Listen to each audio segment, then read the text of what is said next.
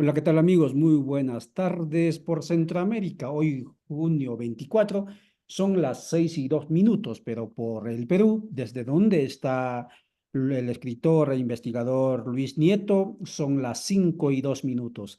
Gracias por estar en el www.radiovictoriagt.com, pero también en Radio Dignidad de Honduras, en alcarajo.org de Colombia, también en Minca Comunicaciones Argentina, en Aviala Soberana, que tiene también alcance a nivel del continente, Codeca Guatemala, Juventud Plurinacional y la página de Ollantay. Estamos esta tarde para poder dialogar sobre realidades y horizontes de los pueblos cusqueños. ¿Y por qué abordamos esta temática? Hoy, 24 de junio, desde 1930, Augusto Leguía estableció el 24 de junio como Día del Indio, luego con la reforma agraria de 1969. Velasco, el presidente de ese entonces, estableció como Día del Campesinado, pero también hoy es el aniversario de la ciudad del Cusco. Cusco es un departamento del Perú y está en la parte sur y ha sido una de las primeras ciudades, digamos, fundadas después de Lima, ya 1500 por ahí, 1532, y entonces es una de las ciudades más antiguas también. Y hoy ha sido la fiesta del sol, lo que se llama el Inti Raymi. Y por eso estamos aquí conversando con Luis. Nieto, Lucho Nieto, a quien gentilmente nos ha contactado otro de los antropólogos que conocimos en Centroamérica, y ahora estamos con Lucho. Lucho, por favor, preséntate a la audiencia que ya te están viendo en este momento. Muy buenas tardes. Bienvenido al www Radio Victoria. Muy buenas tardes. Muy buenas tardes. Un saludo a los oyentes y las personas que están viendo en redes sociales de Radio Victoria, como decías, desde el Cusco, que es la capital del antiguo imperio de los Incas, el más importante, poderoso que se desarrolló en esta parte del continente, en América del Sur. Por esta razón, Cusco es una región que está poblada por los descendientes de los incas, los pueblos indígenas quechuas, que ocupan un lugar importante en la geografía del Perú, sobre todo en la parte de la Sierra del Centro y la Sierra del Sur. Son regiones que aquí se llaman Junín, Ayacucho, Apurímac, Cusco, donde estamos, Puno. Y también es importante que quienes nos están viendo sepan que el Cusco no tiene solo una población quechua importantísima, sino también tiene varios grupos de pueblos originarios amazónicos. De hecho, casi la mitad del territorio de la región de Cusco está en la Amazonía. Estos pueblos, solo voy a mencionar los más importantes, son el Matziguenca, el Ashaninka, el Jarakbut, el Yine. Pero como les decía, son en total 8 pueblos amazónicos que aunque tienen poca cantidad de población, ocupan también un importante lugar en la historia regional. Creo que esa podría ser la presentación. Brillante presentación, estimado Luis. Y entonces en el Perú existen 54 pueblos y reconocidos oficialmente según el Estado Bicentenario del Perú. Y estamos desde el Cusco a raíz justamente del Inti Raymi, la fiesta al sol, que a partir de 1944, si mal no recuerdo, comenzó a celebrarse recuperando, digamos, lo que Garcilaso de la Vega había dejado en sus crónicas, y esto lo inició un escritor, artista, de apellido Espinosa, Francisco Espinosa, si mal no recuerdo. Bien, bien, Lucho, la pregunta es, hoy vimos en la ceremonia esta el desfile de representaciones, no necesariamente de esos pueblos, pero sí por lo menos la escenificación de los diferentes suyos. Usted hablaba de los machiguengas, de los quechuas, de los collas, estaban allí desfilando, haciendo la ceremonia. La pregunta es, ¿en qué condiciones, si existen realmente estos pueblos por un lado y por otro lado, en qué condiciones viven estos pueblos y cuál es su relación con el Estado bicentenario del Estado peruano centrado desde Lima? Si me permiten, yo quisiera hacer un pequeño repaso histórico que me parece muy importante de cómo nace la República del Perú entre 1821 y 1824. Justo ahora estamos a los 200 años del nacimiento de esta república, de este Estado-nación. Y al igual que ha ocurrido en otros países con mayorías indígenas, como los centroamericanos, y como ha ocurrido en Ecuador, en Bolivia y sobre todo en Perú, estos estados-nación nacen en manos de una minoría criolla, descendiente de los españoles que habían tenido el poder durante 3 siglos de coloniaje. En el Perú esto tiene una explicación muy clara. Es debido a que todo un ciclo de rebeliones indígenas que empiezan a fines del siglo XVIII, más exactamente 1780 con el Gran Tupac Amaru, es derrotado. Y cuando se producen las guerras de independencia, el movimiento indígena llega ya muy debilitado y aprovechan esto los criollos y se apoderan del Estado-nación en Perú. Entonces, podríamos decir que la historia del Perú, desde el punto de vista de los pueblos indígenas, es, por un lado, una historia de exclusión, de abandono, de opresión, y por otro lado, son 200 años de lucha de estos pueblos indígenas por conquistar derechos. Por señalar solo los hitos más importantes a lo largo del último siglo. A comienzos del siglo XX se da un ciclo de rebeliones indígenas acá en la región de Cusco y en la vecina región de Puno en contra de la explotación de los hacendados. Y esto genera políticas indígenas, por ejemplo, del presidente Leguía que mencionaste en la introducción. Otro momento importantísimo son los años 50 y 60 del siglo XX, cuando a lo largo de toda la sierra del Perú se producen movimientos indígenas de tomas de tierras que habían sido usurpadas por las haciendas a lo largo de todo el periodo republicano. Estos movimientos de tomas de tierras a la larga conducen a que en 1969, durante el gobierno de Velasco Alvarado, que también has mencionado, un militar reformista, se dé una ley de reforma agraria, que en Perú es importante por 2 razones. La primera, con esta ley termina el sistema de hacienda. Y la segunda, que es mucho más gravitante, que finalmente termina el sistema de servidumbre. Las poblaciones indígenas habían estado en una situación de opresión de parte de los hacendados y luego de 1969 empieza el fin del sistema de servidumbre y por fin los pueblos indígenas ganan su dignidad y su independencia. Un hito importantísimo también es 1989, cuando en Perú hay una nueva asamblea constituyente. Estamos hablando de hace menos de 50 años. Y esta asamblea constituyente, por primera vez en la historia del Perú, les concede derecho a voto a las poblaciones indígenas, que estaban privadas de ese derecho por su condición de analfabetismo. Entonces, las poblaciones indígenas, recién desde 1990, es decir, hace 44 años, pasan a ser ciudadanos plenos en esta república criolla, en este estado criollo que había estado dominado por las poblaciones criollas en el Perú. Creo que eso es lo más importante para conocer en torno a pueblos indígenas y bicentenario en el Perú.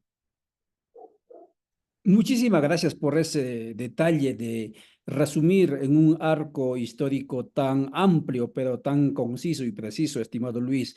Pero volviendo al tema, ¿en qué realidades en este momento, 200 años después de la vigencia de la República Peruana, se encuentran los pueblos a nivel general, por un lado, y por otro lado, aunque usted ya nos mencionó que ya son ciudadanos plenos, que si todavía existen algunos derechos establecidos a nivel internacional por ejercer o ser reconocidos en el Perú? En este punto me parece muy importante hacer más bien un repaso de los últimos 20 años del siglo XXI en relación a pueblos indígenas. Y lo que vemos es que, por decirlo en una sola frase, estos pueblos han pasado del reclamo por la tierra y en general los recursos, la tierra y el agua, porque eran pueblos que básicamente vivían de la agricultura, al reclamo por el territorio, es decir, a buscar una representación política importante y a tratar de proponer un nuevo pacto social y una refundación de la República del Perú. Decía que hagamos un breve repaso. ¿En qué se nota esto? En los últimos procesos electorales que ha habido en Perú, se ha notado que las poblaciones indígenas que yo ya mencioné, de la Sierra Central y de la Sierra Sur del Perú, es decir, vuelvo a repetir, las regiones de Junín, de Ayacucho, de Apurímac, del Cusco, donde ahora estamos, de Puno, que es fronteriza con Bolivia, han votado siempre en estos procesos electorales por candidatos que ofrecían políticas en favor de las poblaciones indígenas. Fue el caso muy notorio de Ollanta Humala, del Partido Nacionalista, y en las últimas elecciones, el 2021, de Pedro Castillo, un maestro de origen indígena y rural del norte del Perú, de la región de Cajamarca, que recibió el apoyo mayoritario de las poblaciones indígenas del sur del Perú, al extremo de que en muchos lugares pequeños, ciudades pequeñas, capitales de distrito, el 100% de los votos iba a Pedro Castillo y no a otros candidatos. Entonces, lo que hemos visto en el Perú luego es que los sectores criollos del Perú, que son los dueños del poder, que tienen el poder de los más grandes grupos económicos y de los medios de comunicación más importantes, empezaron todo un proceso para traerse abajo a Castillo con las herramientas que brinda una constitución que no está bien diseñada, con algo que llamamos proceso de vacancia, que mediante una votación en el Congreso se puede destituir al presidente de la República. Y finalmente, con este acoso sistemático contra Castillo, consiguen que en diciembre de 2021 Pedro Castillo intente dar un golpe de Estado, un autogolpe de Estado para disolver el Congreso y que sea destituido de la presidencia. Y acá ocurre un hecho que adquiere ribetes históricos. Los sectores indígenas encabezan desde diciembre del 2022, enero, febrero, marzo del 2023, numerosísimas protestas en contra del nuevo gobierno de Dina Boluarte y en contra del Congreso, pidiendo la renuncia de Dina Boluarte, pidiendo la disolución del Congreso, pidiendo nuevas elecciones, y estas protestas son reprimidas, masacradas, con un altísimo costo en vidas humanas, 50 personas que de acuerdo a los organismos internacionales de derechos humanos han sido prácticamente ejecutados por las fuerzas del orden, centenares de heridos, muchos de ellos de gravedad, y es con este altísimo costo social que se logró reprimir estas protestas. Pero lo que vemos finalmente, y con esto concluyo la respuesta a esta pregunta, es que los sectores indígenas en el Perú claramente están luchando por conseguir una importante representación política, claramente están trabajando por una refundación de la República Peruana en la que los pueblos indígenas tengan un lugar importante, y claramente están trabajando por un nuevo pacto social, por una nueva constitución, que finalmente, después de 200 años, les dé el lugar que se merecen a estas poblaciones que en el Perú siempre han sido mayoritarias. Muchas gracias, Luis Nieto, escritor e investigador, y en sus letras, en sus narrativas puede usted identificar que maneja, que conoce el tema y está bastante empapado de lo que son las realidades de los pueblos que se encuentran aquí en el Cusco. Estimado Luis, amigas y amigos, gracias por seguirnos. www.radiovictoriagt.com. Son las 5:17 en el Perú y en Guatemala 4:17. La otra cuestión que te planteábamos era centrándonos ya en la fiesta del Inti Raymi.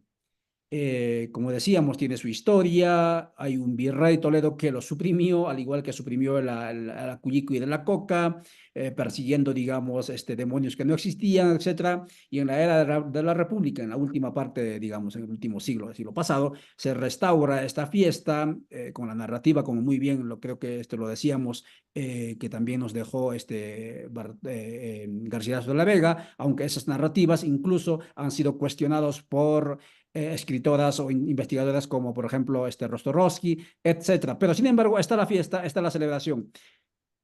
¿Identidades o folclorismo? ¿Cuánto aportan estas fiestas en los que la gran mayoría de las y los participantes, incluyendo danzantes y espectadores, se visten con ponchos, con hojotas, pero al parecer es más, digamos, un culturalismo y que en el fondo, no es la vida cotidiana, no se sienten identificados con esa realidad, digamos así, de la expresión de la espiritualidad del Incario, más al contrario, simplemente es una suerte así de teatro o de también obra de arte. ¿Cómo lo analiza usted? Perdón, un sorbito de mate de coca. Buen provecho, pues mate de coca para bajar, que la garganta esté lúcida y las ideas también lúcidas y la garganta lista para responder a la inquietud. Adelante, Luis. Exacto. Yo creo que acá también hay que hacer un pequeño eh, paseo por la historia para entender la naturaleza del Inti Raymi. Eh, lo había mencionado en la introducción a la entrevista que esta fiesta se crea en 1944. La crea un grupo de intelectuales cusqueños que sigue una senda que había trabajado un movimiento indigenista a comienzos del siglo XX. En 1944 estos intelectuales crean el Inti Raymi, que no es otra cosa que la escenificación de una de las numerosas fiestas que habían durante el Imperio Incaico, en este caso particular para agradecer al sol que era el dios principal en ese imperio. Y esta fiesta es creada con dos objetivos. El primero, fortalecer la identidad de la sociedad cusqueña con el pasado incaico, un objetivo muy loable. Y el segundo, promover el turismo hacia el Cusco.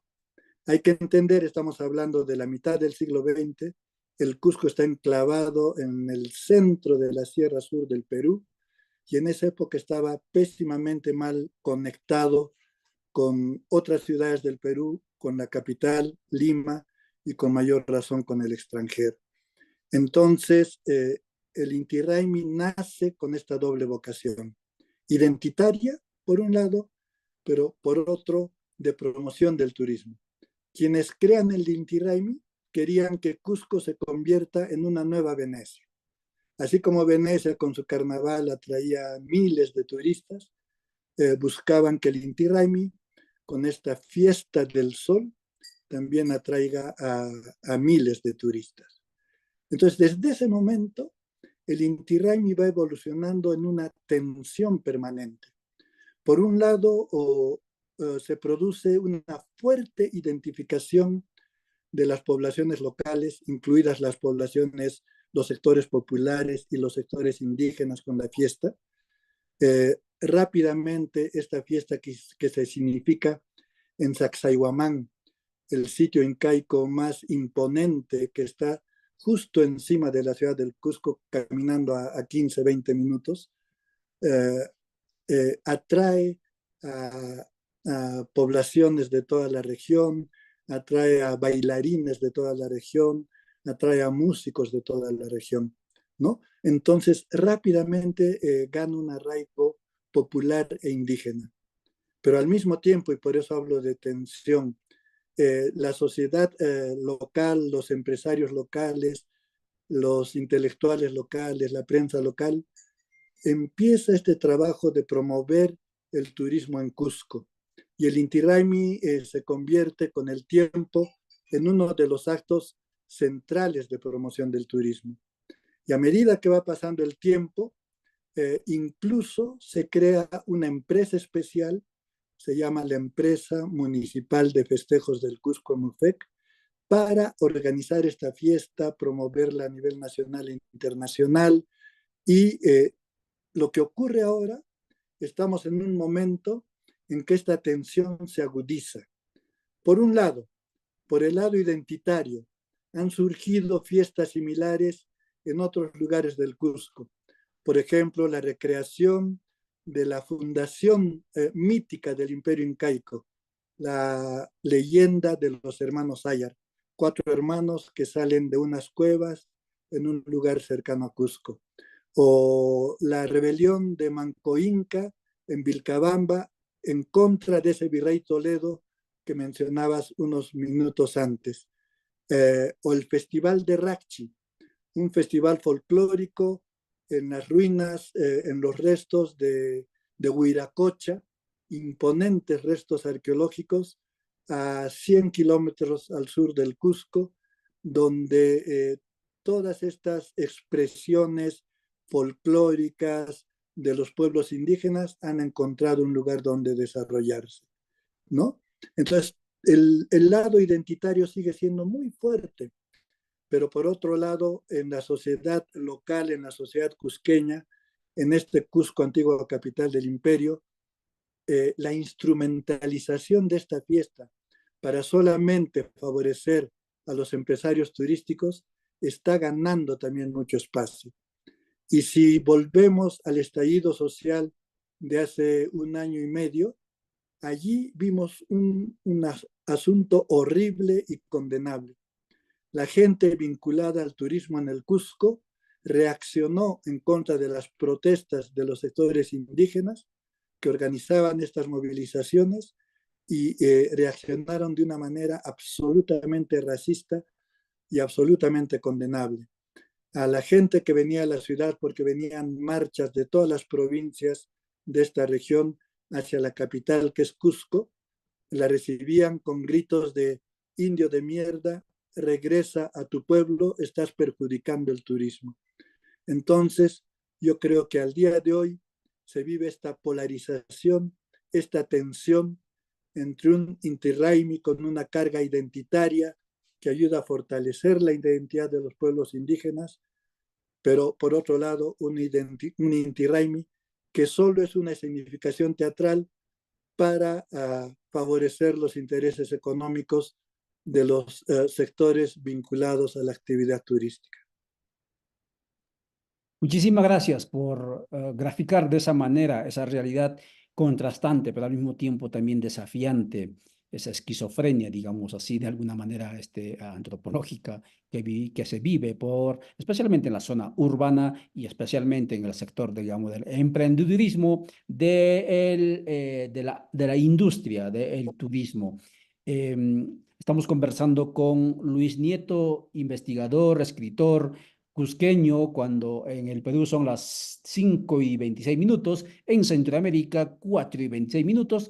Estamos hablando sobre realidades y horizontes de los pueblos del Cusco a raíz justamente de la celebración de esta ceremonia del Inti Raymi que se hizo hoy.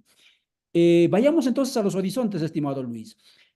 Con todo lo que acaba de decir usted, ¿hacia dónde apuntan las aspiraciones, las demandas de los pueblos y organizaciones sociales del Cusco en el contexto país? Por un lado, usted ya planteaba la participación política, etcétera. Y por el otro lado, ¿es posible transitar en este Cusco tan neoculturalista, digámoslo así, hacia el ejercicio de derechos y hacia el ejercicio especialmente de derechos sociopolíticos? ¿Es posible transitar del neoculturalismo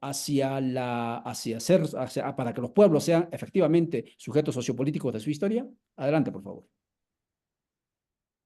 Yo creo que sí, yo en eso soy muy optimista y sobre todo a raíz del estallido social, a raíz de este altísimo costo de 50 muertes de representantes de pueblos indígenas.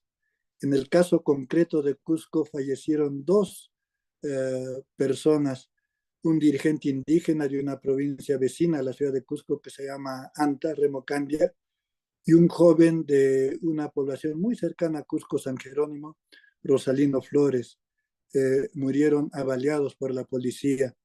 Entonces decía que a raíz de esto estoy siguiendo con mucha atención, y somos muchos en Perú quienes estamos haciendo la actuación, el activismo de los pueblos indígenas, y hay razones para mirar con optimismo lo que está ocurriendo. Yo quisiera rescatar solo 3 momentos.